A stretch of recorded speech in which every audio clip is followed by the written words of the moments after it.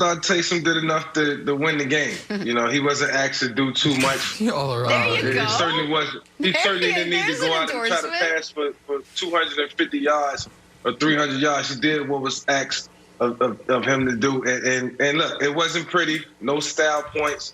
You know, it wasn't an ugly win.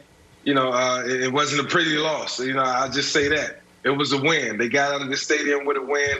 And it was against the Denver Broncos team that, you know, look, I won't even get into what they was dealing with. So I'm just glad that they won the game rather than lost the game, because the conversation would have been totally different this morning. It would have been totally different this morning. Sit up, Nick. So I'm going to let Nick your body language. Because I want to hear what they got to say in regards to Taysom Hill's performance. That was an unlosable game for the Saints. It was, and I'm using this word correctly, it was literally impossible for them to lose that football game. Okay? So this whole idea they got the win, pick it up, ball it up, and throw it in the trash. It's meaningless. The cosplaying quarterback has to stop. And anyone that wants to defend Taysom Hill, I ask you this question today. In 3 weeks, if Drew Brees is not healthy enough yet to return, when you're about to go play the Kansas City Chiefs, who you starting? If you actually want a chance of winning that game. Hell, next week you play the Falcons. Really? Okay, so you think, you believe Taysom Hill gives them a better chance to win than Jameis? You really believe that? Based on what evidence? Obviously, he's a dual threat. Because he's playing. Not just because he's a dual threat, Mike, but because he's playing. So obviously there's something happening in those meeting rooms and on that practice field where Jameis isn't showing Coach Payton enough to say, I need to be in there. They're putting the best players in there to win. That's the goal. So I don't care about his performance. When your starting quarterback goes down and you have a quarterback that is capable of coming in and winning games for you until he comes back, that's all you could ask for. Now, as a wide receiver, is it sexy? No. Is this the type of game that I want to be involved in? No. But when we're at this point in the season, when our number one goal is to win the Super Bowl, and we have a quarterback that is getting us getting us in position where we can have the number one seed, man, that's all you can ask for. So why? Hold on. So Sean. So this is just the one coach. We can't question the decision making. It can't. They're winning. Yeah. If they're losing. I think he made the right decision. Nick, yes. Let's question them. They couldn't have lost yesterday's game. It was an impossible football game to lose. And what about we the week know before? The Broncos were in a position. He played well the week before. And there's no doubt about that. But the idea, what? So you just can't question the decision making. You can't say in a league that we know because teams they're winning at times say that I understand they won the game. But the goal for them, as you have explained, is exclusively to win the Super Bowl. The best route there is the 1 seed. And the idea that it has to at least be considered that Jameis gives them a better chance than Taysom to get that 1 seed. Now, they have an investment in Taysom. They have guaranteed money tied up in Taysom, so they are incentivized to see if it can work. But that guy's not a quarterback.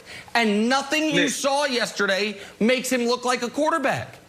Nick, you know the best plays that Taysom Hill made yesterday are the plays we watching, the scrambles, throwing it away, throwing it out of bounds. Yes, he put some balls in harm's way a couple times, but you know it was a game where they could not lose. So it turns into a game where you go out and you play for experience. And you know, not to say that that's what Taysom Hill did, but the best plays that he made was not putting the ball in harm's way. And I can't say the same thing about Jameis. We've seen it over and over again last year, him putting the ball in harm's way when it was unnecessary. The best thing for Taysom Hill to do yesterday was just to get out of the stadium with a win, and he did it. He didn't have to do it with style points. It didn't have to be pretty. He didn't have to pass for 300. Just win the football game. Okay. Mike, on Friday, you, Michael Vick, said that Taysom Hill was the ultimate dual threat. And we all laughed and I laughed. But you know what? I've got one mouth, 2 ears. And online, people are like, how dare you question Michael Vick? And I was like, I'm listening to it and I'm like, you know what? you're right.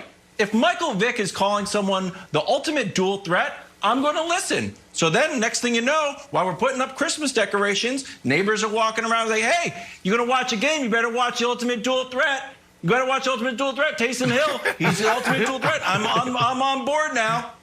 Next thing you know, can we put the stat panel up of one player who is a real wide receiver playing quarterback and one who is a running back playing quarterback?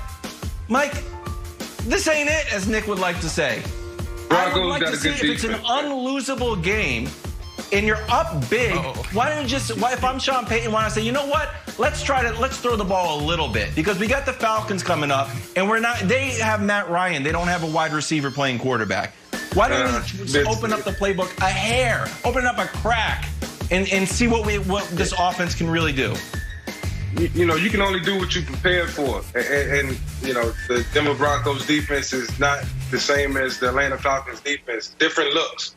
So it's going to call for a different game plan. So I guarantee 40% of the plays, maybe 30% of the plays that was in the playbook yesterday for the New Orleans Saints versus the Broncos was not the same plays that was in the playbook, you know, versus the Atlanta Falcons. So it was a different game plan. So it called for different things and different levels of decision making, different play calls. So you can only do what the coach asks you to do, and I know that's what Taysom Hill did, and he did it to a point where he was able to get out of the game with a win. Most important. Still waiting on that first career touchdown pass, though. Just real quick, I know Drew Brees isn't coming back next week, but I would posit this. If Brees had a miraculous recovery and was able to play next week and played the rest of the way throughout the regular season, and in week 17 in the fourth quarter, he went down with an injury, and all of a sudden, based on what you've seen from Taysom, these two starts were the entirety of it. You got to make a decision. Who is starting our playoff game for the Saints? I think everyone on this panel knows damn well they ain't starting Taysom Hill. They are starting Jameis Winston in that spot. They think they can get away with this experiment right now because of their defense and because of their competition. But I do not think they would ever start this player in a playoff game, not based on what we've seen. Yeah. But when you think about offensive gurus, you have Josh McDaniels, you have McVay, you have Kyle Shanahan, and you also have Coach Payton there. So who are we to question Coach Payton? He's in those meetings more than we are, obviously. Like, we're not even there. We don't know. So if this is a guy that wants to win the Super Bowl, why is he putting in a quarterback that he doesn't believe in? Why would he put in Jameis if, you know, like, it just doesn't make any sense, Nick? Like, what you're saying makes no sense. This is a coach who is one of the best at what they do ever. So, obviously, he's going to make the best decision for the team. All right, we'll keep it rhetorical while we head to Jacksonville. The Cleveland Browns escaping with a win yesterday to improve to 8-3. Big milestone as they clinch their first non-losing season since 2007. Yay, they're not losers. Baker threw for 258 yards and 2 touchdowns and took to Twitter after the game saying this: I know I can be better, and I will be. Job isn't finished. A lot of ball left. We're 8-3. We're not satisfied. That's the best part about this team. Mike Vick, throw it to you. Baker and the 8-3 Browns. Are they overrated or are they underrated? I guess right now they're underrated. I mean, 8-3. I mean, and people still bashing you week in and week out.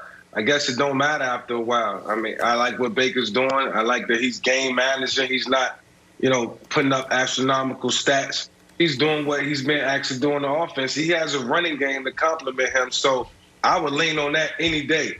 If you ask me, you know, to go out and throw for 400 yards every week and abandon the run game, then I'm going to tell my coach, listen, you need to come up with a better game plan. And I like what the Cleveland Browns are doing right now. I like the direction that they're going in and taking it 1 week at a time. And they're flying under the radar. So that this allows Baker to get better without a lot of pressure. And he got the rest of his team, offense, defense, special teams, complimenting him. That's all you can ask for as a quarterback. Well, let me say this first. They should be proud. They should be happy because when you think about the Cleveland Browns, it's synonymous with losing.